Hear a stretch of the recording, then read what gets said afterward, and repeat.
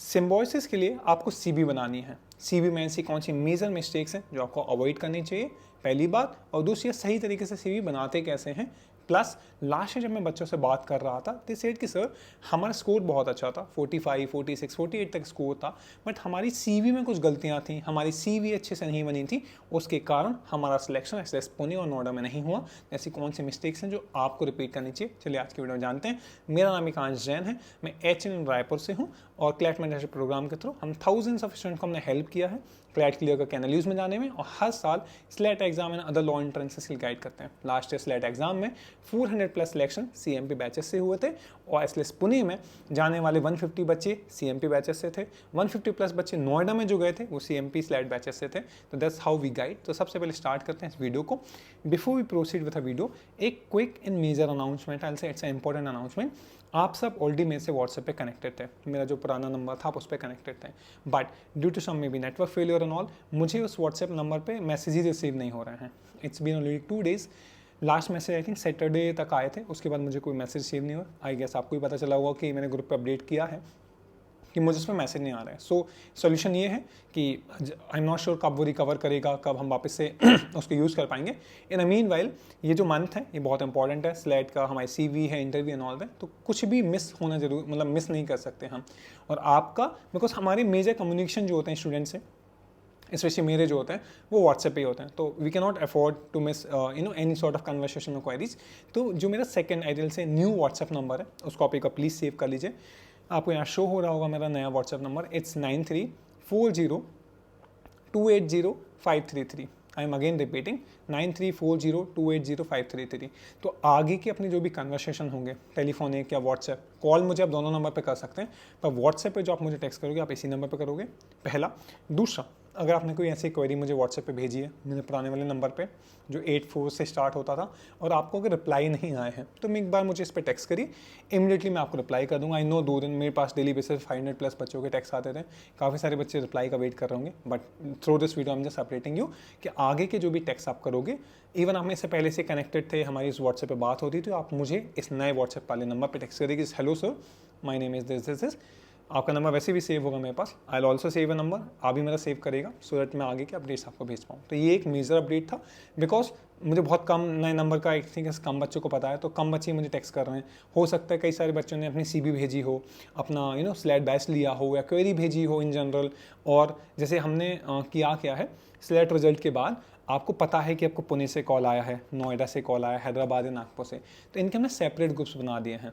तो जो भी आपको आप पुणे के लिए क्वालिफाई करो, नोएडा के लिए क्वालिफाई, इन 2 ग्रुप्स को ज्वाइन कर लो, क्योंकि आप पुणे के लिए पूरा गाइडेंस उन्हीं ग्रुप पे होगा, वहाँ के मेंटर साइडेड है, सारी चीज़ें, डॉक्यूमेंटेशन, आपको सीवी, आपका इंटरव्यू, सब कुछ। नोएडा का सेपरेट ग्रुप है, हैदराबाद का सेपरेट ग्रुप है, क्योंकि जनरल ग्रुप में 3 से 4 हज़ार बच्चे हैं, आप उन ग्रुप्स के बीच में कन्वर्सेशन तो पॉसिबल ही नहीं है। तो बेटर है कि जो बच्चे सिलेक्ट हो चुके हैं उनके बीच में बात करो, क्योंकि होगा क्या, जब आपके इंटरव्यू शुरू होंगे 31 से नोएडा के इंटरव्यू शुरू होंगे, तो जैसे ही इंटरव्यू शुरू होंगे 10 o'clock पे इंटरव्यू हुआ, 10:30 पे इंटरव्यू हुआ, इमीडिएटली जो बच्चा इंटरव्यू दे के आएगा विद इन 5-10 मिनट्स आपको वो क्वेश्चन उसी ग्रुप पे मिल जाएंगे। अब मैं जनरल ग्रुप पे भेजूँ हैदराबाद के अलग, नागपुर में सेपरेट ग्रुप बने हुए हैं, जो भी ग्रुप आपको अलॉट हुआ है, जो भी आपको कैंपस से अलॉट हुआ है, आप इंटरव्यू दे रहे हैं, मुझे वो व्हाट्सएप पे टेक्स्ट करो, नए वाले नंबर पे 93 वाला जो नंबर है नया यहाँ शो हो रहा होगा, उस पर टेक्स्ट करिए, मैं आपको उन सेपरेट ग्रुप्स पे ऐड करूँगा, नोएडा का अलग एंड ऑल, पहला। दूसरा, मैं आपके लिए कुछ सीवीज़ भेजूंगा, जो लास्ट ईयर के सीवीज़ हैं, जो बच्चे पुणे में पढ़ रहे हैं उनकी सीवीज़ आपको भेजूंगा। और तीसरा, आप प्लीज़ मुझे अपना सीवी भेजिए।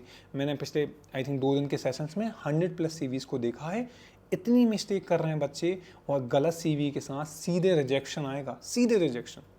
आप भले स्कोर अच्छा है पर रिजेक्शन आ जाएगा। प्लीज़ एक बार मुझे सीवी, जब भी सीवी आपकी बन जाए तब सीवी भेजना, जो भी करेक्शन होंगे वो मैं आपको बता दूंगा, प्लस वो सीवी से जो पॉसिबल इंटरव्यू क्वेश्चंस हैं, क्योंकि आपके इस इंटरव्यू में मान लो 10 क्वेश्चन पूछे जाते हैं, तो 5 क्वेश्चन तो कम से कम आपके सीवी से पूछे जाते हैं, समझ गए। चलिए एक्टिविटी को स्टार्ट करते हैं। अब please don't forget to text me on my new WhatsApp number, because ज़रूरी है कम्युनिकेट करना एंड ऑल करना, ठीक है। चलो स्टार्ट करते हैं। सबसे पहले आपकी जो सीवी बनेगी 2 पेज की बनेगी।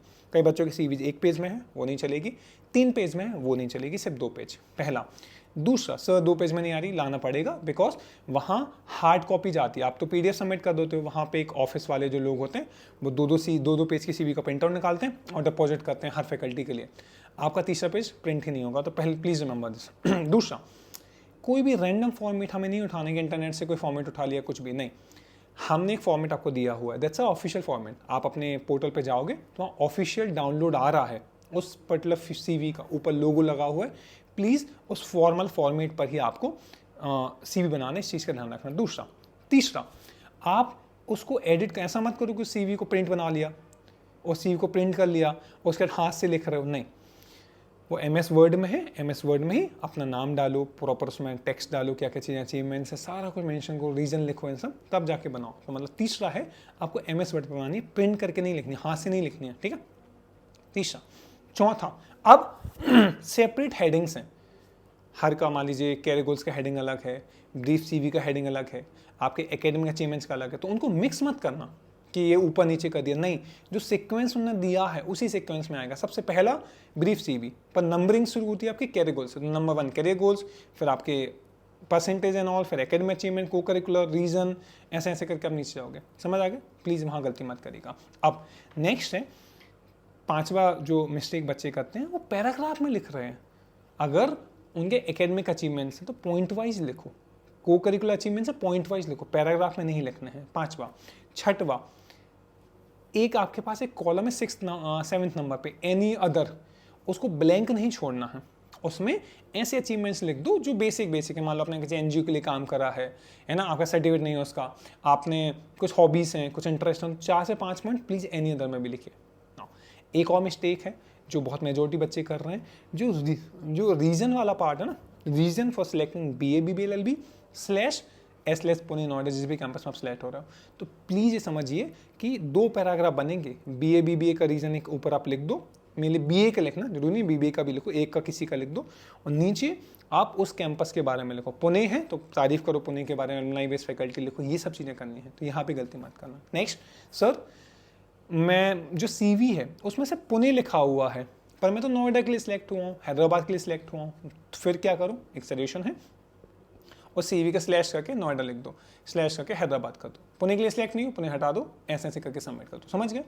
इन जनरल भी उस CV को कुछ मत करो, पुणे / नोएडा / हैदराबाद नागपुर कर दो, चल जाएगा। समझ गए? सर BA BBA में क्या करें? जो आपको सिलेक्ट हुए, मान लो आप दोनों के लिए सिलेक्ट हुए हो तो BA का रीज़न लिखना, सर मैं से BBA के लिए सिलेक्ट हुआ तो ऊपर लिखना। हेडिंग कुछ छेड़छाड़ मत करना कि हेडिंग में BA BBA चेंज कर दे, वो तो रहेगा, आपने आंसर में चेंज कर सकते हो, ये गलती मत करना, ठीक है। अब इसके बाद सेल्फ अटेस्ट होती है CV। बच्चे बिना सेल्फ अटेस्ट मतलब CV अपने बना ली, CV का अपन प्रिंट करा लें। कलर प्रिंट कराना मैं कहूँगा, क्योंकि फिर वो स्कैन करने में आसान होता है। ब्लैक एंड वाइट भी कर सकते हो, बट कलर प्रिंट कराओगे अच्छा रहेगा। अब उसको प्रिंट करा लो, उस पर सेल्फ अटेस्ट लिखो, सेल्फ अटेस्ट लिखना और साइन करना और डेट डाल देना, और वो उसको स्कैन करके अपलोड कर दो। वो सेल्फ अटेस्ट कहलाता है, क्योंकि आपने जो चीज़ें लिखी हैं वो सही लिखी हैं, that's what you are verifying, ठीक है। तो ये मेजर मिस्टेक्स हमें अवॉइड करनी है। इसके बाद एक और क्वेरी आ रही थी, वो डिक्लेरेशन फॉर्म को लेके आ रही थी कि सर डिक्लेरेशन फॉर्म में से पुणे लिखा है, बड़ी स्लैश करके नोएडा हैदराबाद उसको स्लैश करके कर दीजिए, कोई इशू नहीं होगा आपको, ठीक है। इस चीज़ को आप गलती मत करिएगा। अब मैंने इसलिए जो नीचे स्लाइड का व्हाट्सएप ग्रुप दिख रहा होगा, और सेपरेट कैंपसेस की सेपरेट डेट्स हैं, जैसे पुणे का डेट अलग है सबमिशन का, नोएडा का अलग है, हैदराबाद का अलग है, तो सारे अपडेट्स हम उन्हीं ग्रुप पे कर रहे हैं, जो भी क्वेरीज हैं वहाँ आंसर कर रहे हैं। नेक्स्ट, हमारा जो इंटरव्यूज़ हैं, नोएडा का शुरू हो रहा है 31 से, पुणे का स्लॉट हो रहा है 1 से, और प्लीज़ स्लॉट बुकिंग होपफुली आप सबने कर ली होगी। मैंने लास्ट वीडियो में समझाया था स्लॉट बुक्स कैसे करने, वैसे लास्ट डेट उसकी आज है कल में है। स्लॉट बुक्स का क्या रूल है, ट्राई करो कि मान लो नोएडा का इंटरव्यू कब शुरू हो रहा है 31 से, तो 31 की डेट मत लो, फर्स्ट का भी मत लो, या फर्स्ट ले लो, कोई दिक्कत नहीं, पहला दिन मत लो। पहले दिन पता करो कि कैसे क्वेश्चन पूछ रहे हैं, क्या क्या चीज़ें पूछ रहे हैं, तो तैयारी कर सके अपन उनकी, ठीक है। पहले दिन नहीं ले, दूसरे दिन लो। अब दूसरा जब दिन लेंगे या तीसरे दिन लेंगे तो अपन मॉर्निंग स्लॉट लेंगे। Same rule applies for Nagpur Hyderabad. जब पुणे की बात आएगी, पुणे के 3rd से स्टार्ट हो रहे हैं, तो 3rd वाले दिन मत लो, 4th 5th 6th किसी भी दिन ले लो, और मॉर्निंग का slot low.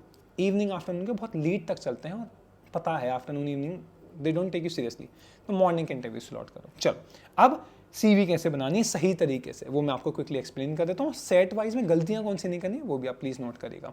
I am again repeating यहाँ पे, पॉज दिस वीडियो है, टेक्स्ट में मैं न्यू व्हाट्सएप नंबर कि सर ये रही मेरी CV, उसमें गलतियाँ जो है मैं आपको बता दूंगा। सर वैसे पुणे से इंटरव्यू कॉल आया है, नोएडा से कॉल आया, एक बार टेक्स्ट कर दीजिए, मेरे लिए आसान होगा आपको ग्रुप्स में ऐड करना, और आप बहुत सारी टेंशन से बच जाओगे।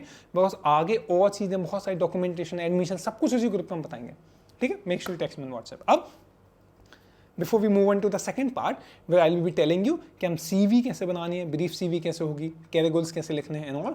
सीएमपी का एक स्लाइड का बैच है, यस सीएमपी का पेड बैच है, इट्स 1000 रुपीज़ बैच। अगर आप सिर्फ इंटरव्यू की तैयारी करना चाहते हैं 499 में आप कर लीजिए। अगर आप सीवी के अकेले करना चाहते हैं 499 का सेपरेट है। दोनों आप चाहे तो सीवी से कोई क्वेश्चन बनेंगे, सीवी कैसे बनानी है, सीवी में मान लो वर्कशॉप कोर्सेज नहीं, सीवी खाली पड़ी आ रही। लास्ट 3-4 डेज में हमने 8 से ज़्यादा वर्कशॉप कराए हैं, आपका 7 to 8 सब्जेक्ट्स आ गए हैं ऐड करने के लिए, अभी भी कराएंगे जब तक लास्ट डेट नहीं है। तो प्लीज़ मेक श्योर स्लाइड वाले बैच को ज्वाइन करो। सीवी के लिए गाइड करेंगे, इंटरव्यू के लिए, दोनों के लिए आप चाहे तो 1000 रुपीज़ का बैच है।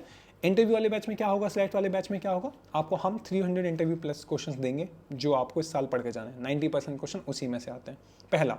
दूसरा, प्रीवियस ईयर के हमारे जो एसएलएस पुणे बच्चे गए हैं, जो नोएडा बच्चे गए हैं, उनसे एग्जैक्टली जो क्वेश्चन पूछे हुए थे वो क्वेश्चंस का एक्सेस आपको मिलेगा। दूसरा, तीसरा, प्रोमिनेंट क्वेश्चन जो भी रिसेंट लीगल न्यूज़ हैं, ये बहुत प्रोमिनेंट क्वेश्चन, लीगल जजमेंट हैं, आपका स्टैटिक लीगल वाले क्वेश्चन हैं, इन सब के फर्स्ट कौन थे, लास्ट कौन थे, अभी कौन है, वो सारे जजमेंट्स के इंपॉर्टेंट जो क्वेश्चन होंगे वो सब आपको मिलेंगे।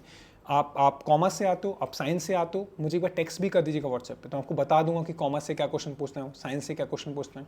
अब आपने कैरियर गोल्स में क्या लिखा है, जुडिशरी लिखा था, जुडिशरी के 15 क्वेश्चन है जो आपसे पूछ सकते हैं, वो कोऑपरेट के 15 क्वेश्चन से आपसे पूछ सकते हैं। अगर आप लिटिगेशन लिख रहे हो तो ऐसे 15 क्वेश्चन है जो आपसे पूछ सकते हैं, तो ये आप मुझे टेक्स्ट करोगे, आई टेल यू। और बैच में आपको इन सबका एक्सेस भी मिलता है।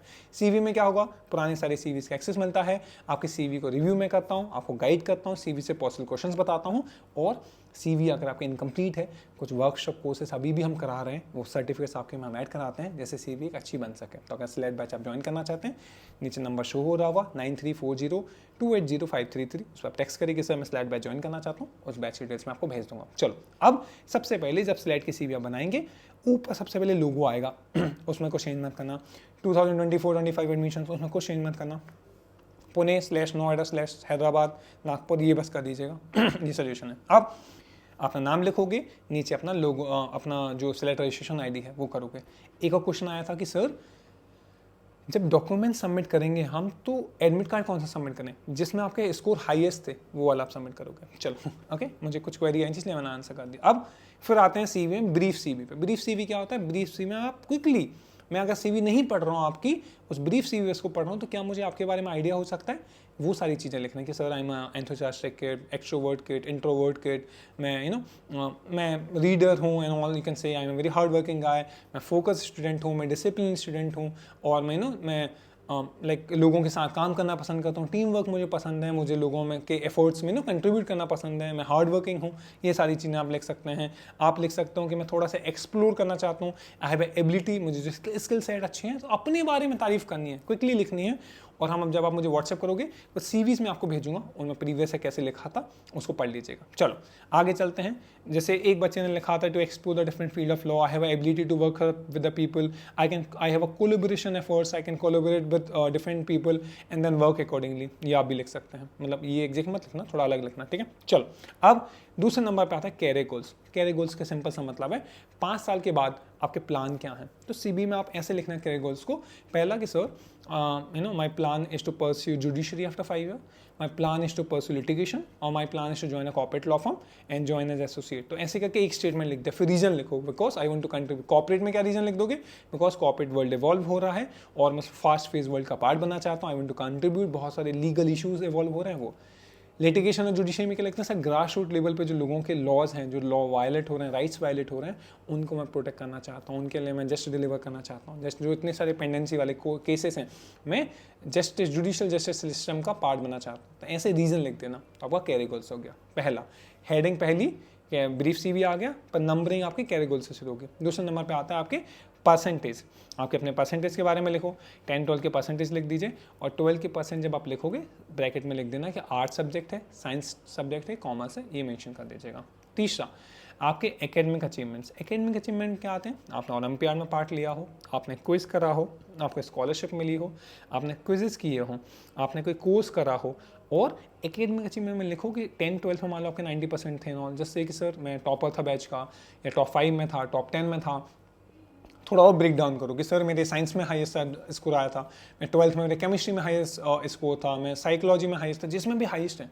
सबसे बेस्ट तरीका, सर एकेडमिक में कुछ है ही नहीं लिखने के लिए, क्या नहीं है, लिखो कि हाईएस्ट अटेंडेंस मैंने 95% मेंटेन करी है, लिखिए, प्लस लिखिए कि मैं टॉप 10% ऑफ बैच में रहा हूँ, टॉप 10 में रहा हूँ हमेशा। मैं अगर आपके हाईएस्ट आए, मेरे इस पर्टिकुलर सब्जेक्ट में हाईएस्ट आए, तो अलग अलग, केमिस्ट्री में आए लिखो, हिंदी में आए लिखो, फिजिक्स में आए लिखो, ऐसे करके सेपरेटली लिख दो, ठीक है। इसके बाद आपने कुछ और अगर वर्कशॉप वगैरह करी हो, कुछ है ना, वर्कशॉप नहीं, कुछ कोर्स करे हो, तो वो सब आपका एकेडमिक अचीवमेंट में आएगा। इसके चौथे नंबर पे आता है को करिकुलर एक्टिविटीज़। उसमें क्या ऐड करना है आपके लिए? सबसे पहले आप सिंगिंग में रहे हो, आपने एमएन करे हो, डांस करा हो, कथक डांस कुछ क्लासेस ले रखी हो, ये सारी चीज़ें आपके इसमें आएंगी। इसके बाद पोएम लिखा हो, राइटिंग की हो, बुक लिखी हो, एडिटोरियल लिखा हो, ये सारी चीज़ें आपकी सिंगिंग एंड ऑन डांस आंस ये सब आपका आता है। डिबेट करा हो, ऐसे करा हो, एमएन करा हो, यूथ पार्लियामेंट करा हो, ये सब आपके को करिकुलर अचीवमेंट्स में आएंगे। समझ गया? को करिकुलर अचीवमेंट्स। इसके बाद को करिकुलर एक्स्ट्रा करिकुलर उसी में आता है। इसके बाद 5वें नंबर पर आपका एक हेडिंग आता है एडिशनल क्वालिफिकेशन। उसमें क्या लिखोगे? आपने अगर स्पोर्ट्स खेला हो, प्लीज़ मेंशन दैट। स्पोर्ट्स के अलावा आप लीडरशिप में रहे हो, मैं सर हाउस कैप्टन था, मैं स्कूल कैप्टन था, वाइस कैप्टन था, मॉनिटर था, लिखो, लीडरशिप शो होती है इससे।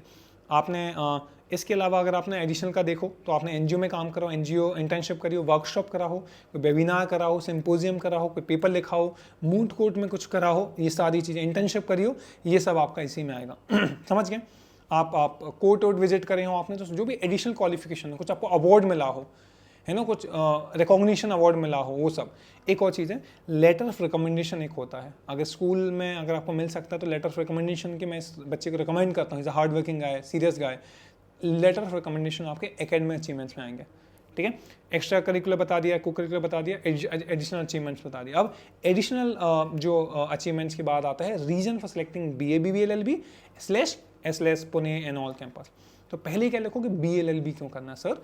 The subjects which belongs to BLLB are sociology, politics, science and all. They're very much associated. They tell us about the society. They tell us of the reality of the society. So we got to understand how your society work, how your economic work, how your geography work. And so I think to understand the law, understanding of these BA subjects are very important. That's why I want to pursue BLLB, because they are very much correlated.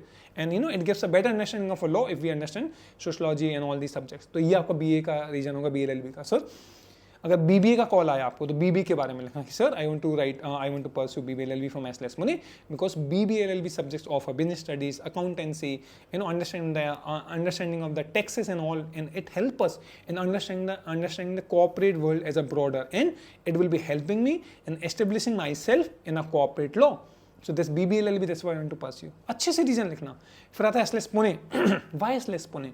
वहाँ आप लिखोगे sir SLS Pune is a 50-year-old college, has a great alumni base, faculty, internship culture, placement culture, moting culture, research culture, locational advantage.